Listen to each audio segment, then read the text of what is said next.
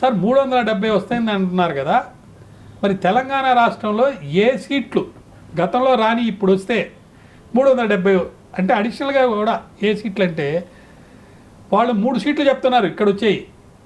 అది ఈ మధ్య కొత్తగా ఒక ఆమె మాధవీలత ఆమె నిలబడ్డా ఎంఐకి ఆ సీటు కూడా మేము గెలుస్తామని చెప్తున్నారు వాళ్ళు. అది కూడా గెలిస్తే 370 వస్తాయట. ఛాన్స్ ఉందా సార్ అక్కడ గెలవడానికి? అది చాలా ముఖ్యమైన విషయం. ఓకే, 2 విభిన్నమైన వాదనలు ఫోర్స్ఫుల్గా మన ముందుకు వస్తున్నాయి. ఓకే, మనం ఇప్పుడు చెప్పిన ఈ యొక్క చరిత్ర అంతా దీనికి ఒక బేస్గా పెట్టుకుంటే, ఓకే, కేంద్ర పాలిత అట్లయితే కేంద్రంలో సెంట్రల్ చేత కంట్రోల్ చేయబడే అనేక సంస్థలు బీజేపీ చేతిలో ఉన్నాయి కాబట్టి, ప్లస్ ఎలక్షన్ కమిషనర్స్ మీద సుప్రీంకోర్టు అయితే ఏదైతే తీర్పు ఇచ్చిందో, సుప్రీంకోర్టు చీఫ్ జస్టిస్ కూడా కమిషనర్ని సెలెక్ట్ చేసే కమిటీలో మెంబర్గా ఉండాలి అని ఒక తీర్పు ఇచ్చింది. ఆ తీర్పును వైలేట్ చేస్తూ ఆ తీర్పులోనే రాశారు కొత్త చట్టం వచ్చేంత వరకు చీఫ్ జస్టిస్ కూడా ఉంటాడు అని రాస్తే, వీళ్ళు కొత్త చట్టం తీసుకొచ్చి డిసెంబర్లో పెట్టేశారు. ఓకే, చీఫ్ జస్టిస్ పేరు తీసేశారు. Prime minister, opposition leader in parliament plus ఇంకొక వ్యక్తి ప్రైమ్ మినిస్టర్ నామినేట్ చేయమన్న మినిస్టర్ ఆర్ ఎనీబడి. సో వాళ్ళిద్దరు అయిపోయారు, ఈయన ఒక్కడైపోయాడు.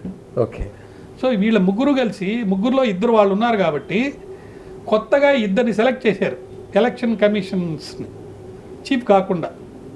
సో ఒకటే ఉండింది వేకెన్సీ. రెండోది ఆయన రాజీనామా ఇచ్చి వెళ్ళిపోయాడు. ఆయన ఇంకా 18 నెలలు ఉన్నాగా ఆయన రాజీనామా ఇచ్చి వెళ్ళిపోయాడు.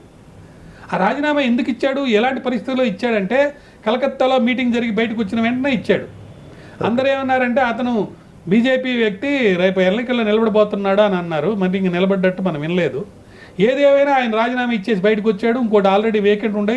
వాళ్ళిద్దరినీ సెలెక్ట్ చేసిన కమిటీలో మెజారిటీ బీజేపీ నాయకులే ఉన్నారు. BJP prime minister, BJP minister. Okay, కాబట్టి ఇద్దరు ఎలక్షన్ కమిషనర్స్ పైన చైర్మన్ సంగతి పక్కన పెట్టిన, చైర్మన్ కూడా వీళ్ళు సెలెక్ట్ చేసిన వాళ్ళే ఉన్నారు. కాబట్టి ఎలక్షన్ కమిషన్లో మాకు సపోర్ట్ ఉంది కాబట్టి, కేంద్ర సంస్థలన్నీ మా చేతిలో ఉన్నాయి కాబట్టి, బొందలగడ్డలో లేకపోతే ఇంకా ఇతర దగ్గర సుమారు 6.5 లక్షల ఓట్లు దొంగ ఓట్లు ఉన్నాయి. ఓకే, అవన్నీ నేను తీపిచ్చేస్తాను. తర్వాత అదేవిధంగా పోలింగ్ బూతులు కూడా ఎక్కడో మూలాన ఇళ్లలో పెట్టారు, అవన్నీ మార్పిచ్చేసి సరైన ప్లేసెస్లో పెట్టిస్తాను. హిందూ ఓటర్స్ ఎక్కువ మంది ఉన్నారు.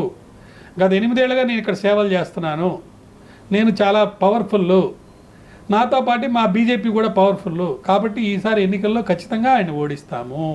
మాధవీలత అంటున్నారు. మాధవీలత బీజేపీ వాళ్ళు చెప్పేది. ఓకే, అసలు మగోడే లేడా, ఈవెన్ ఎందుకు తీసుకొచ్చారని రాజాసింగ్ అన్నాడని ఒక వాదన. ఓకే, రాజాసింగ్ ఏదో మా తమ్ముళ్ళు అంటాడు, ఆయన ఏదో అంటాడు, కానీ మేము లోపల మాట్లాడుకుంటాం అనేది ఒక వాదన. ఓకే, తర్వాత కళ్యాణి అని ఒక సినీ యాక్ట్రెస్, ఆమె కూడా క్రిటిసైజ్ చేసిందని, అంటే పార్టీ కోసం పనిచేసే వాళ్ళు కాకుండా పార్టీలో లేని ఆమెని, అసలు నేను సీటే అడగలేదని ఆమె చెప్తుంటే ఆమెకి ఎలా ఇస్తారని, ఇలా రకరకాల వాదనలు ఉన్నాయి. వీటన్నిటి మధ్య ఒక సరికొత్త వాదన ఏంటంటే, అక్కడ ఒక వీక్ క్యాండిడేట్ని పెట్టబోతున్నారు కాంగ్రెస్ వాళ్ళు. ఓకే, ఎందుకంటే అక్కడి నుంచి ముస్లిం నాయకుడు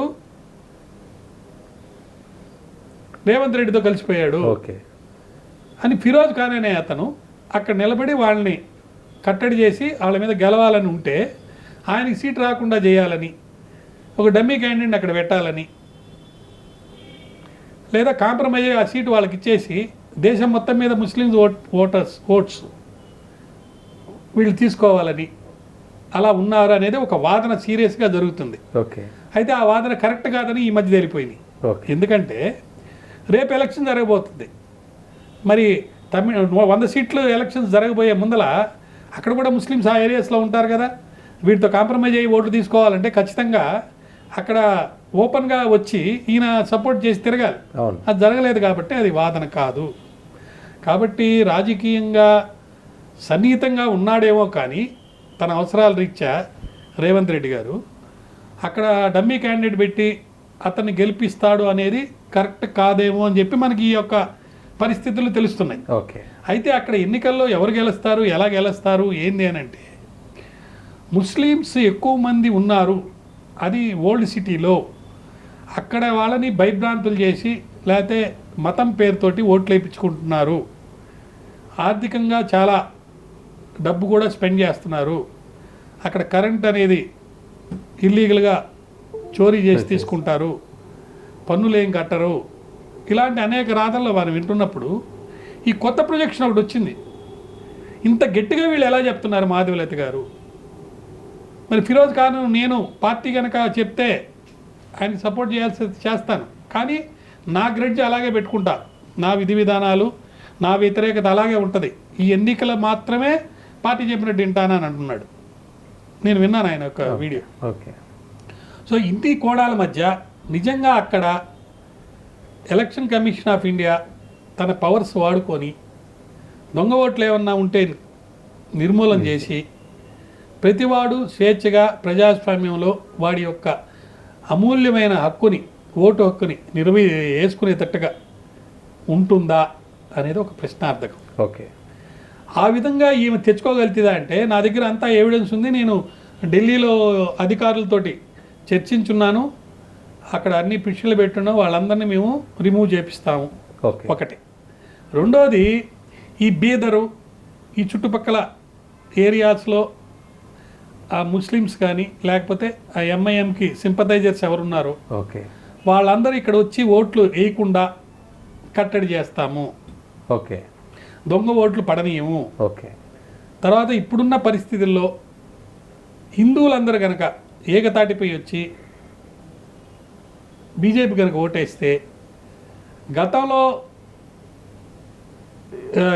గెలుపు ఛాయల దాకా బీజేపీ వెళ్ళుంది కొన్ని సందర్భాల్లో. వెంకయ్యనాయుడు కూడా అక్కడ నిలబడినట్టు నాకు గుర్తు. ఓకే. ఇంకా భద్ర బాలరెడ్డి వాళ్ళంతా నిలబడ్డారు అక్కడ. వాళ్ళు నిలబడ్డప్పుడు కొంత పోటీ అనేది ఉండింది. సో నేను అట్లాంటి స్ట్రాంగ్ లేడీ కాబట్టి ఖచ్చితంగా నాకు అవకాశం ఉందని ఈమె చెప్పుకుంటుంది. ఓకే. మరి స్ట్రాంగ్గా కాంగ్రెసే చెప్పడం లేదు, ఒక్క ఫిరోజ్ ఖాన్ లాంటి వాళ్ళు చెప్పడం తప్ప, ఇదిగో నేను నిలబడబోతున్నాను, ఫిరోజ్ ఖాన్ కాకపోతే నేను నిలబడతాను, ఖచ్చితంగా నేను గెలుస్తాను అని కాంగ్రెస్ ముందుకు రావడం లేదు. ఓకే. ఇది మనం సంశయించి ఆలోచించాల్సిన విషయం. సో ఇవన్నిటినీ మనకు కనుక చూస్తే స్వేచ్ఛాయుతంగా ఎన్నికలు అక్కడ జరుగుతాయా?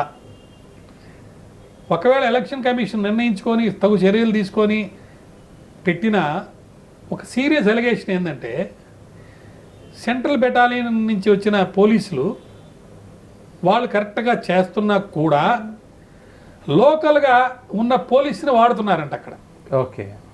ఆ ఏరియా పోలీసునే లోకల్ పోలీసుని వాడుతున్నప్పుడు వాళ్ళు ఇంటర్నల్గా ఎంఐఎంకి చేయాల్సిన సహాయం చేస్తున్నారు కాబట్టి మిగతా పార్టీలో వాళ్ళు ఓడిపోతున్నారు. కాబట్టి ఈసారి ఆ ఏరియాలో ఉన్న లోకల్ పోలీసు అక్కడ వాడకుండా ఇతర ఏరియాస్ నుంచి లేకపోతే వేరే స్టేట్ లోకల్ పోలీసుని తీసుకొచ్చి కనుక పెడితే, లేకపోతే సెంట్రల్ బెటాలియన్ ఎలక్షన్లో కనుక ఇన్వాల్వ్ అయ్యి చేస్తే మీకు ఖచ్చితంగా గెలుస్తామని చెప్పి మరొక వాదన తీసుకొచ్చారు. ఓకే. వీటన్నిటి మీద కామన్ ఓటర్ ఏం ఆలోచిస్తున్నాడంటే, అసలు అక్కడ ప్రశాంతంగా ఎలక్షన్ జరుగుతుందా లేదా, ప్రజాస్వామికంగా ఎలక్షన్ జరుగుతుందా లేదా, ఇవన్నీ ఒకటికొకటి లింకులు దాంతో ఏర్పడి అక్కడ ఒక ప్రశ్నార్థకం. అసలు ఎలక్షన్ జరుగుతుందా, జరిగితే ప్రజాస్వామ్యంగా జరుగుతుందా, ప్రజాస్వామ్యంగా జరిగితే ఓట్లు అనేవాడు ఫ్రీగా అతను వేసుకుంటాడా, డబ్బు బలం, మతం బలం, లేకపోతే ఇంతకుముందు ఏ ఫ్యాక్టర్స్ ఇన్వాల్వ్ అయినాయో, ఇది దొంగ ఓట్లు అనేది ఒక ఆయుధంగా వాడుకో. ఎన్ని ఉన్నాయి? 6 లక్షల చిల్లర ఉన్నాయని. ఓకే. కానీ వాటిలో కొన్ని తీసేశారని, కొత్త ఓట్లు వచ్చినాయని, యూత్ అంతా వచ్చారని, మార్పులు జరిగినాయి అని వీళ్ళు చెప్తున్నారు. ఓకే. ఏదేమైనా చూడాలి మరి. అది ఒక కొంచెం ఇంట్రెస్టింగ్ గానే అనిపిస్తుంది, ఇంట్రెస్టింగ్ గానే ఉంటుంది గతంతో కంపేర్ చేస్తే. Okay right.